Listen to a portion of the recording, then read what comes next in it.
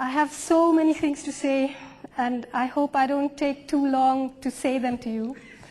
I'm a writer, and so I've actually written what I want to say for two reasons. One, because I'm sure that you're much more interested in the way I write than in the way I speak. And second, because the things I have to say are complicated, dangerous things in these dangerous times, and I think we have to be very, very precise about what we're saying and how we say them and the language that we use. So I hope it's okay if I read it out to you. My talk today is called Come September.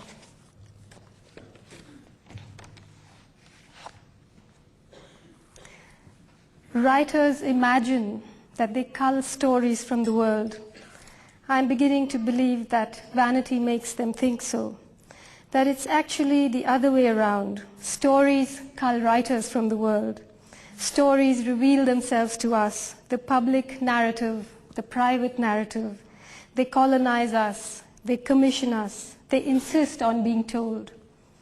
Fiction and non-fiction are only different techniques of storytelling.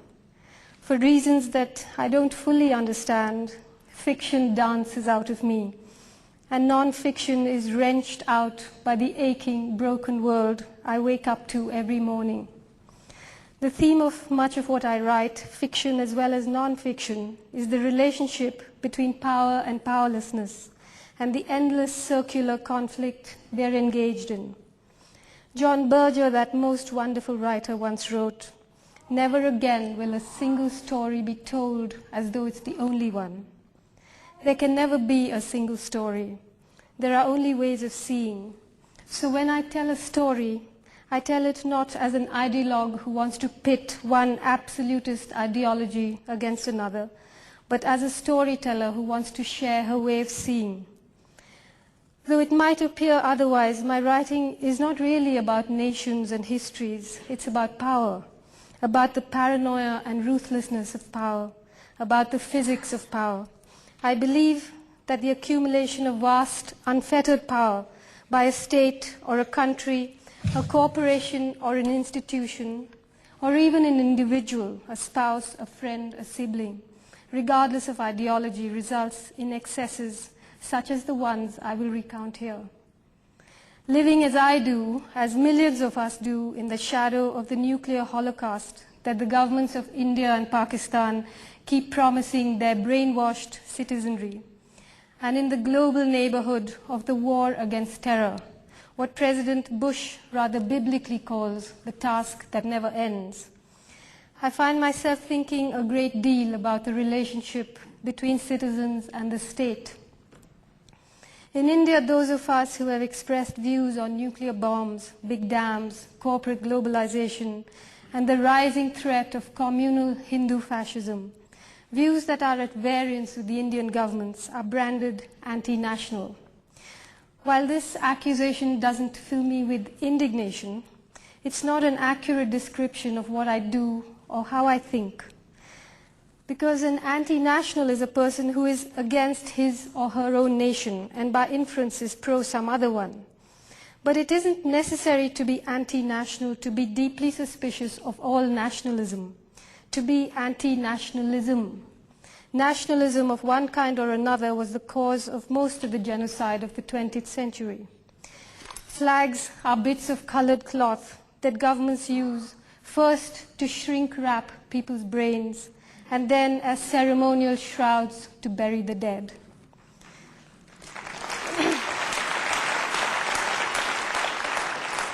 When independent thinking people, and here I do not include the corporate media, begin to rally under flags, when writers, painters, musicians, filmmakers suspend their judgment and blindly yoke their art to the service of the nation, it's time for all of us to sit up and worry. In India, we saw it happen soon after the nuclear tests in 1998 and during the Kargil war against Pakistan in 1999. In the US, we saw it during the Gulf War, and we see it now during the war against terror, that blizzard of made-in-China American flags. Recently, those who have criticized the actions of the US government, myself included, have been called anti-American. Anti-Americanism is in the process of being consecrated into an ideology. The term anti-American is usually used by the American establishment to discredit and not falsely, but shall we say inaccurately define its critics. Once someone is branded anti-American, the chances are that he or she will be judged before they are heard, and the argument will be lost in the welter of bruised national pride. But what does the term anti-American mean? Does it mean you're anti-jazz, or that you're opposed to free speech, that you don't delight in Toni Morrison or John Updike, that you have a quarrel with giant sequoias? Does it mean that you don't admire the hundreds of thousands of American citizens who marched against nuclear weapons, or the thousands of war resistors who forced their government to withdraw from Vietnam? Does it mean that you hate all Americans? This sly conflation of America's culture, music, literature, the breathtaking physical beauty of the land, the ordinary pleasures of ordinary people, with criticism of the US government's foreign policy, about which, thanks to America's free press, sadly most Americans know very little, is a deliberate and extremely effective strategy. It's like a retreating army taking cover in a heavily populated city, hoping that the prospect of hitting civilian targets will deter enemy fire. But there are many Americans who would be mortified to be associated with their government's policies. The most scholarly, scathing, incisive, hilarious critiques of the hypocrisy and the contradictions in US government policy come from American citizens. When the rest of the world wants to know what the US government is up to, we turn to Noam Chomsky, Edward Said, Howard Zinn, Ed Herman, Amy Goodman, Michael Albert, Chalmers Johnson, William Bloom, and Anthony Arnov to tell us what's really going on. Similarly,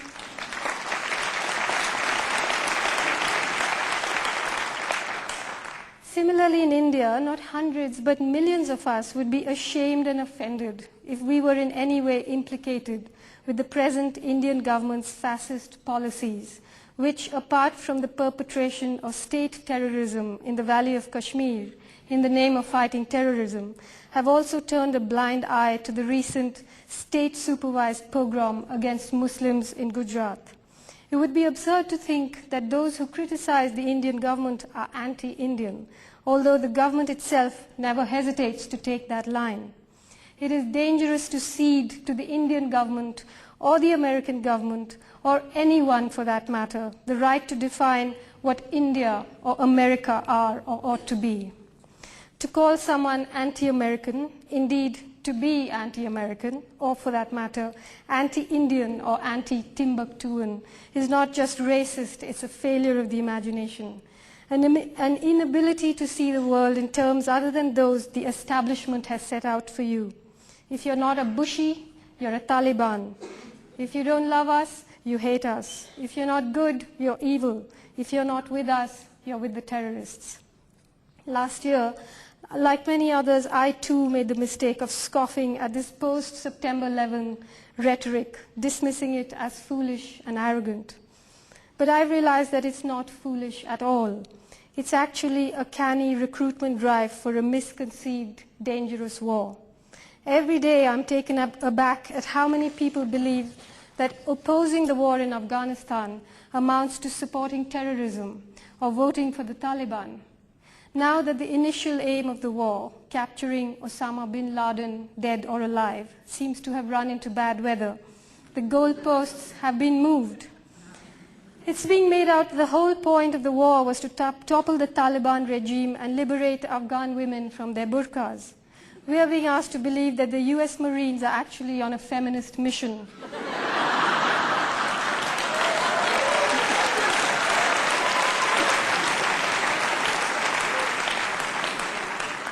If so, will their next stop be America's military ally, Saudi Arabia? Think of it this way. In India, there are some pretty reprehensible social practices against untouchables, against Christians and Muslims, against women. Pakistan and Bangladesh have even worse ways of dealing with minority communities and women. Should they be bombed? Should Delhi, Islamabad, and Dhaka be destroyed? Is it possible to bomb bigotry out of India? Can we bomb our way to a feminist paradise? Is that how women won the vote in the US, or how slavery was abolished? Can we win redress for the genocide of the millions of Native Americans upon whose corpses the United States was founded by bombing Santa Fe? None of us need anniversaries to remind us of what we cannot forget. So it's no more than coincidence that I happen to be here on American soil in September, this month of dreadful anniversaries. Uppermost on everybody's mind, of course, particularly here in America, is the horror of what has come to be known as 9/11. Nearly 3,000 civilians lost their lives in that lethal terrorist strike. The grief is still deep, the rage still sharp. The tears have not dried, and a strange, deadly war is raging round the world. Yet each person who has lost a loved one surely knows, secretly, deeply, that no war, no act of revenge, no daisy cutters dropped on someone else's loved ones or someone else's children will blunt the edges of their pain or bring their own loved ones back. War cannot avenge those who have died.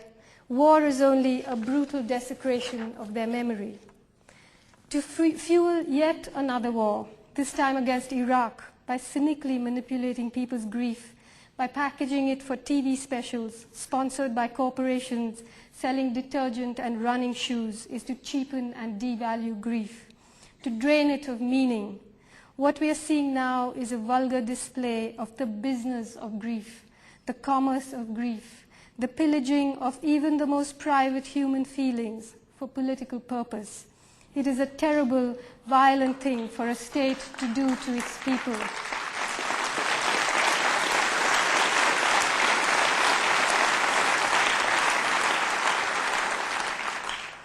It's not a clever enough subject to speak of from a public platform, but what I would really love to talk to you about is loss. Loss and losing, grief, failure, brokenness, numbness, uncertainty, fear, the death of feeling, the death of dreaming, the absolute, relentless, endless, habitual unfairness of the world. What does loss mean to individuals? What does it mean to whole cultures, whole people who have learned to live with it as a constant companion? Since it is September 11th we're talking about, perhaps it's in the fitness of things that we remember what that date means, not only to those who lost their loved ones in America last year, but to those in other parts of the world to whom that date has long held significance. This historical dredging is not offered as an accusation or a provocation, but just to share the grief of history, to thin the mist a little, to say to the citizens of America in the gentlest, most human way, welcome to the world. 29 years ago in Chile, on the 11th of September 1973, General Pinochet overthrew the democratically elected government of Salvador Allende in a CIA-backed coup. Chile should not be allowed to go Marxist just because its people are irresponsible, said Henry Kissinger, Nobel Peace Laureate, then the US Secretary of State. After the coup, President Allende was found dead inside the presidential palace. Whether he was killed or whether he killed himself, we'll never know. In the regime of terror that ensued, thousands of people were killed. Many more simply disappeared. Firing squads conducted public executions. Concentration camps and torture chambers were opened across the country. The dead were buried in mine shafts and unmarked graves. For 17 years, the people of Chile lived in dread of the midnight knock, of routine disappearances, of sudden arrest and torture. Chileans tell the story of how the musician Victor Jara had his hands cut off in front of a crowd in the Santiago Stadium. Before they shot him, Pinochet's soldiers threw his guitar at him and mockingly asked him to play. In 1999, following the arrest of General Pinochet in Britain, thousands of secret documents were declassified by the US government. They contain unequivocal evidence of the CIA's involvement in the coup, as well as the fact that the US government had detailed information about the situation in Chile during General Pinochet's reign. Yet, Kissinger assured the general of his support. In the United States, as you know, we are sympathetic to what you're trying to do, he said. We wish your government well. Those of us who have only ever known life in a democracy, however flawed, would find it hard to imagine what living in a dictatorship and enduring the absolute loss of freedom means. It isn't just those who Pinochet murdered, but the lives he stole from the living that must be accounted for too.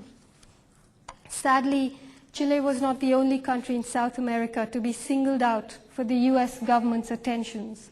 Guatemala, Costa Rica, Ecuador, Brazil, Peru, the Dominican Republic, Bolivia, Nicaragua, Honduras, Panama, El Salvador, Peru, Mexico, and Colombia. They've all been the playground for covert and overt operations by the CIA. Hundreds of thousands of Latin Americans have been killed, tortured, or have simply disappeared under the despotic regimes that were propped up in their countries. If this were not humiliation enough, the people of South America have had to bear the cross of being branded as people who are incapable of democracy, as if coups and massacres are somehow encrypted in their genes. This list does not, of course, include countries in Africa or Asia that suffered US military interventions: Vietnam, Korea, Indonesia, Laos, and Cambodia. For how many Septembers for decades together have millions of Asian people been bombed and burned and slaughtered? How many Septembers have gone by since August 1945, when hundreds of thousands of ordinary Japanese people were obliterated by the nuclear strikes in Hiroshima and Nagasaki? For how many Septembers have the thousands who had the misfortune of surviving those strikes endured the living hell that was visited on them, their unborn children, their children's children, on the earth, the sky, the water, the wind, and all the creatures that swim and walk and crawl and fly? Not far from here in Albuquerque is the National Atomic Museum, where Fat Man and Little Boy, the affectionate nicknames for bombs that were dropped on Hiroshima and Nagasaki, were available as souvenir earrings. Funky young people wore them, a massacre dangling in each ear. But I'm straying from my theme. It's September that we're talking about, not August. September 11th has a tragic resonance in the Middle East too. On the 11th of September 1922, ignoring Arab outrage, the British government proclaimed a mandate in Palestine, a follow-up to the 1917 Balfour Declaration, which Imperial Britain issued with its army massed outside the gates of Gaza. The Balfour Declaration promised European Zionists a national home for Jewish people. At the time, the empire on which the sun never set was free to snatch and bequeath national homes like a school bully distributes marbles. How carelessly imperial power vivisected ancient civilizations.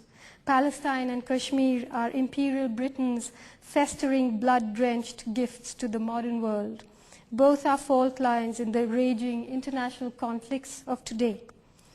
In 1937, Winston Churchill said of the Palestinians, I quote, "I do not agree that the dog in a manger has the final right to the manger, even though he may have lain there for a very long time.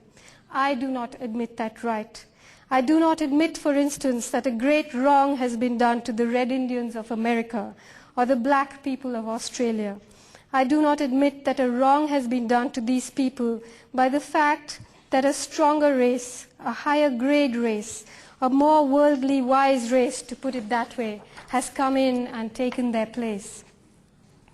That set the trend for the Israeli state's attitude towards Palestinians.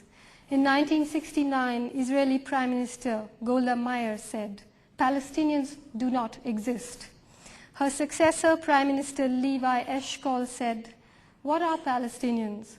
When I came here to Palestine, there were 250,000 non-Jews, mainly Arabs and Bedouins. It was a desert, more than underdeveloped, nothing. Prime Minister Menachem Begin calls Palestinians two-legged beasts. Prime Minister Yitzhak Shamir called them grasshoppers who could be crushed. This is the language of heads of state, not the words of ordinary people. In 1947, the UN formally partitioned Palestine and allotted 55% of Palestine's land to the Zionists. Within a year, they had captured 76%. On the 14th of May 1948, the State of Israel was declared. Minutes after the declaration, the United States recognized Israel. The West Bank was annexed by Jordan. The Gaza Strip came under Egyptian military control. And formally, Palestine ceased to exist except in the minds and hearts of the hundreds of thousands of Palestinian people who became refugees. In 1967, Israel occupied the West Bank and the Gaza Strip. Over the decades, there have been uprisings, wars, intifadas. Tens of thousands have lost their lives. Accords and treaties have been signed, ceasefires declared and violated. But the bloodshed doesn't end. Palestine still remains illegally occupied. Its people live in inhuman conditions in virtual Bantustans, where they are subjected to collective punishments, 24-hour curfews, where they are humiliated and brutalized on a daily basis. They never know when their homes will be demolished, when their children will be shot, when their precious trees will be cut, when their roads will be closed, when they will be allowed to walk down to the market to buy food and medicine, and when they will not. They live with no semblance of dignity, with not much hope in sight. They have no control over their lands, their security, their movement, their communication, their water supply. So when accords are signed and words like autonomy and even statehood bandied about, it's always worth asking, what sort of autonomy, what sort of state, what sort of rights will its citizens have? Young Palestinians who cannot control their anger turn themselves into human bombs and haunt Israel's streets and public places, blowing themselves up, killing ordinary people, injecting terror into daily life, and eventually hardening both society's suspicion and mutual hatred of each other. Each bombing invites merciless reprisal and even more hardship on Palestinian people. But then suicide bombing is an act of individual despair, not a revolutionary tactic. Although Palestinian attacks strike terror into Israeli citizens, they provide the perfect cover for the Israeli government's daily incursions into Palestinian territory, the perfect excuse for old-fashioned 19th century colonialism dressed up as a new-fashioned 20th century war. Israel's staunchest political and military ally is, and always has been, the US. The US government has blocked, along with Israel, almost every UN resolution that sought a peaceful, equitable solution to the conflict. It has supported almost every war that Israel has fought. When Israel attacks Palestine, it is American missiles that smash through Palestinian homes. And every year, Israel receives several $billion from the United States, taxpayers' money. What lessons should we draw from this tragic conflict? Is it really impossible for Jewish people who suffered so cruelly themselves, more cruelly perhaps than any other people in history, to understand the vulnerability and the yearning of those whom they have displaced? Does extreme suffering always kindle cruelty? What hope does this leave the human race with? What will happen to the Palestinian people in the event of a victory? When a nation without a state eventually proclaims a state, what kind of state will it be? What horrors will be perpetrated under its flag? Is it a separate state that we should be fighting for, or the rights to a life of liberty and dignity for everyone, regardless of their ethnicity or religion? Palestine was once a secular bulwark in the Middle East, but now the weak, undemocratic, by all accounts corrupt but avowedly non-sectarian PLO is losing ground to Hamas, which espouses an overtly sectarian ideology and fights in the name of Islam. To quote from their manifesto, "We will be its soldiers and the firewood of its fire, which will burn the enemies." The world is called upon to condemn suicide bombers, but can we ignore the long road they have journeyed on before they arrived at this destination? September 11th, 1922 to September 11th, 2002. 80 years is a long time to have been waging war. Is there some advice the world can give the people of Palestine? Should they just take Golda Meir's suggestion and make a real effort not to exist? In another part of the Middle East, September 11th strikes a more recent chord. It was on the 11th of September, 1990, that George W. Bush Sr., then President of the US, made a speech to a joint session of Congress announcing his government's decision to go to war against Iraq. The US government says that Saddam Hussein is a war criminal, a cruel military despot who has committed genocide against his own people. That's a fairly accurate description of the man. In 1988, Saddam Hussein razed hundreds of villages in northern Iraq and used chemical weapons and machine guns to kill thousands of Kurdish people. Today we know that that same year, the US government provided him with $500 million in subsidies to buy American farm products. The next year, after he had successfully completed his genocidal campaign, the US government doubled its subsidy to $1 billion. It also provided him with high-quality germ seed for anthrax and helicopters and dual-use material that could be used to manufacture chemical and biological weapons. So it turns out that while Saddam Hussein was carrying out his worst atrocities, the US and the UK governments were his close allies. So what changed? In 1990, Saddam Hussein invaded Kuwait. His sin was not so much that he had committed an act of war, but that he had acted independently without orders from his master. This display of independence was enough to upset the power equation in the Gulf. So it was decided that Saddam Hussein be exterminated like a pet that has outlived its owner's affection. The first Allied attack on Iraq took place in January 91. The world watched the primetime war as it was played out on TV. In India those days, you had to go to a five-star hotel lobby to watch CNN. Tens of thousands of people were killed in a month of devastating bombing. What many do not know is that the war never ended then. The initial fury simmered down into the longest sustained air attack on a country since the Vietnam War. Over the last decade, American and British forces have fired thousands of missiles and bombs on Iraq. In the decade of economic sanctions that followed the war, Iraqi civilians have been denied food, medicine, hospital equipment, ambulances, clean water, the basic essentials. About 500,000 Iraqi children have died as a result of the sanctions. Of them, Madeleine Albright, then US ambassador to the United Nations, famously said, "It's a very hard choice, but we think the price is worth it." Moral equivalence was the term that was used to denounce those of us who criticized the war on Afghanistan.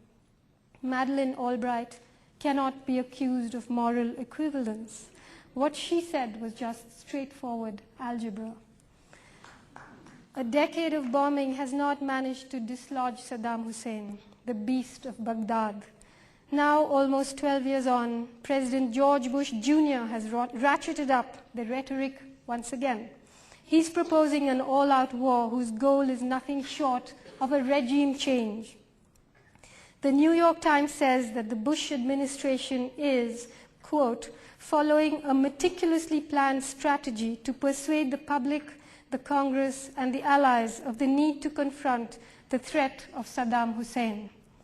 Andrew H. Card Jr., the White House Chief of Staff, described how the administration was stepping up its war plans for the fall. And I quote, "From a marketing point of view," he said, "you don't introduce new products in August." This time, the catchphrase for Washington's new product is not the plight of Kuwaiti people, but the assertion that Iraq has weapons of mass destruction. Forget the feckless moralizing of peace lobbies, wrote Richard Pearl, a former advisor to President Bush. We need to get him before he gets us. Status of Iraq's weapons of mass destruction. And many have said clearly that its arsenal has been dismantled and that it does not have the capacity to build one. However, there is no confusion over the extent and range of America's arsenal of nuclear and chemical weapons. Would the US government welcome weapons inspectors? Would the UK or Israel? What if Iraq does have a nuclear weapon? Does that justify a preemptive US strike? The US has the largest arsenal of nuclear weapons in the world, and it's the only country in the world to have actually used them on civilian populations. If the US is justified in launching a preemptive strike on Iraq, why then any nuclear power is justified in carrying out a preemptive strike on any other? India could attack Pakistan, or the other way around. If the US government develops a distaste for, say, the Indian Prime Minister, can it just take him out with a preemptive strike? Recently, the United States played an important part in forcing India and Pakistan back from the brink of war. Is it so hard for it to take its own advice? Who is guilty of feckless moralizing, of preaching peace while it wages war? The US, which George Bush has called the most peaceful nation on earth, has been at war with one country or another every year for the last 50 years. Wars are never fought for altruistic reasons. They're usually fought for hegemony, for business. And then, of course, there's the business of war. Protecting its control of the world's oil is fundamental to US foreign policy. The US government's recent military interventions in the Balkans and Central Asia have to do with oil. Hamid Karzai, the puppet president of Afghanistan, installed by the US, is said to be a former employee of Unocal, the American-based oil company. The US government's paranoid patrolling of the Middle East is because it has 2/3 of the world's oil reserves. Oil keeps America's engines purring sweetly. Oil keeps the free market rolling. Whoever controls the world's oil controls the world's market. And how do you control the oil? Nobody puts it more elegantly than the New York Times columnist Thomas Friedman. In an article called Craziness Pays, he said, quote, "The US has to make it clear to Iraq and US allies that America will use force without negotiation, hesitation, or UN approval." His advice was well taken. In the wars against Iraq and Afghanistan, as well as in the almost daily humiliation the US government heaps on the UN. In his book on globalization, The Lexus and the Olive Tree, Friedman says, and I quote, "The hidden hand of the market will never work without the hidden fist. McDonald's cannot flourish without McDonnell Douglas. And the hidden fist that keeps the world safe for Silicon Valley's technologies to flourish is called the US Army, Air Force, Navy, and Marine Corps." Perhaps this was written in a moment of vulnerability, but it's certainly the most succinct, accurate description of the project of corporate globalization that I have read. After the 11th of September 2001 and the war against terror, the hidden hand and fist have had their cover blown, and we have a clear view now of America's other weapon, the free market, bearing down on the developing world with a clenched, unsmiling smile. The task that never ends is America's perfect war, the perfect vehicle for the endless expansion of American imperialism. In Urdu, the word for profit, as in P-R-O-F-I-T, is faida. Al-Qaeda means the word of God, the law. So in India, some of us call the war against terror Al-Qaeda versus Al-Faida, the word versus the prophet, no pun intended. For the moment, it looks as though Al-Faida will carry the day, but then you never know. In the last 10 years of unbridled corporate globalization, the world's total income has increased by an average of 2.5% a year. And yet, the number of poor in the world has increased by 100 million. Of the top 100 biggest economies, 51 are corporations, not countries. The top 1% of the world has the same combined income as the bottom 57%, and that disparity is growing. And now, under the spreading canopy of the war against terror, this process is being hustled along. The men in suits are in an unseemly hurry, while bombs rain down on us and cruise missiles skid across the skies, while nuclear weapons are stockpiled to make the world a safer place. Contracts are being signed, patents are being registered, oil pipelines are being laid, natural resources are being plundered, water is being privatized, and democracies are being undermined. In a country like India, the structural adjustment end of the corporate globalization project is ripping through people's lives. Development projects, massive privatization, and labor reforms are pushing people off their lands and out of their jobs, resulting in a kind of barbaric dispossession that has few parallels in history. Across the world, as the free market brazenly protects Western markets and forces developing countries to lift their trade barriers, the poor are getting poorer and the rich richer. Civil unrest has begun to erupt in the global village. In countries like Argentina, Brazil, Mexico, Bolivia, and India, the resistance movements against corporate globalization are growing. To contain them, governments are tightening their control. Protesters are being labeled terrorists and then being dealt with as such. But civil unrest does not only mean marches and demonstrations and protests against globalization.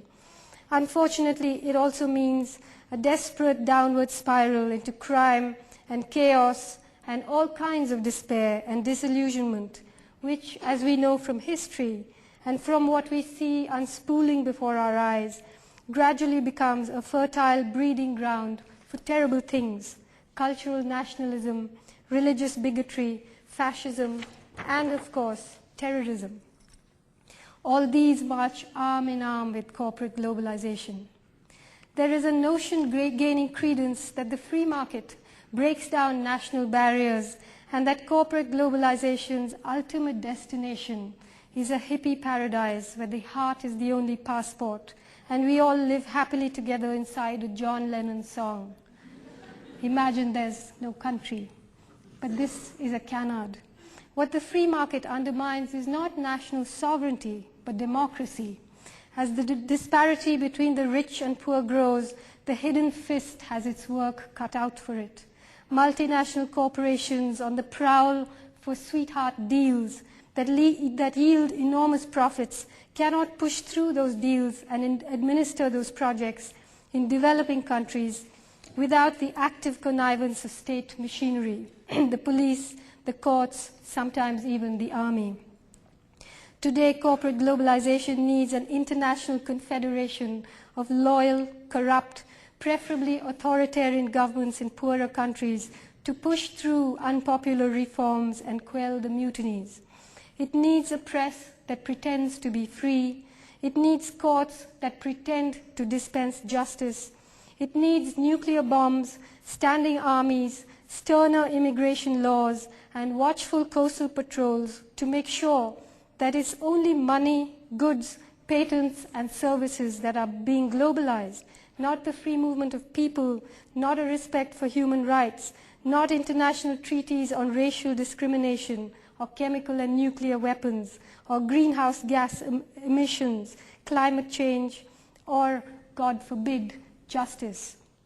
It's as though even a gesture towards international accountability would wreck the whole enterprise. Close to 1 year after the war against terror was officially flagged off in the ruins of Afghanistan, in country after country, freedoms are being curtailed in the name of protecting freedom. Civil liberties are being suspended in the name of protecting democracy. All kinds of dissent is being defined as terrorism. All kinds of laws are being passed to deal with it. Osama bin Laden seems to have vanished into thin air. Mullah Omar is supposed to have made his escape on a motorbike. They could have sent Tintin after him. The Taliban may have disappeared, but their spirit and their system of summary justice is surfacing in the unlikeliest of places, in India, in Pakistan, in Nigeria, in America, in all the Central Asian republics run by all manner of despots, and of course in Afghanistan under the US-backed Northern Alliance. Meanwhile, down at the mall there's a mid-season sale. Everything's discounted: oceans, rivers, oil, gene pools, fig wasps, flowers, childhoods, aluminium factories, phone companies, wisdom, wilderness, civil rights, ecosystems, air, all 4,600 million years of evolution. It's packed, sealed, tagged, valued, and available off the rack. No returns. As for justice, I'm told it's on offer too. You can get the best that money can buy. Donald Rumsfeld said that his mission in the war against terror was to persuade the world that Americans must be allowed to continue their way of life. When the maddened king stamps his foot, slaves tremble in their quarters. So standing here today, it's hard for me to say this, but the American way of life is simply not sustainable because it doesn't acknowledge that there is a world beyond America.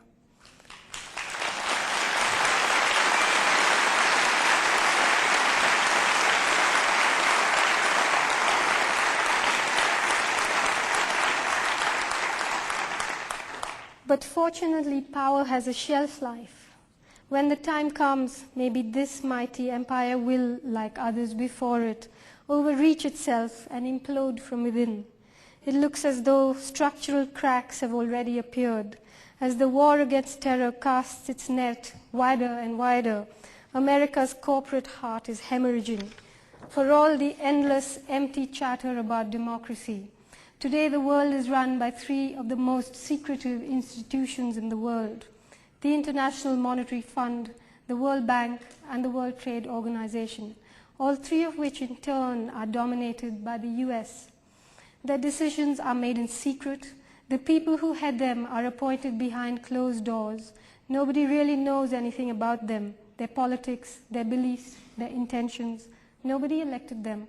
Nobody said they could make decisions on our behalf. A world run by a handful of greedy bankers and CEOs who nobody elected can't possibly last. Soviet-style communism failed not because it was intrinsically evil, but because it was flawed. It allowed too few people to usurp too much power. 21st century market capitalism, American style, will fail for the same reasons. Both are edifices constructed by the human intelligence, undone by human nature. The time has come, the walrus said. Perhaps things will become worse and then better. Perhaps there's a small God up in heaven readying herself for us. Another world is not only possible, she's on her way. Maybe many of us won't be here to greet her, but on a quiet day, if I listen very carefully, I can hear her breathing. Thank you.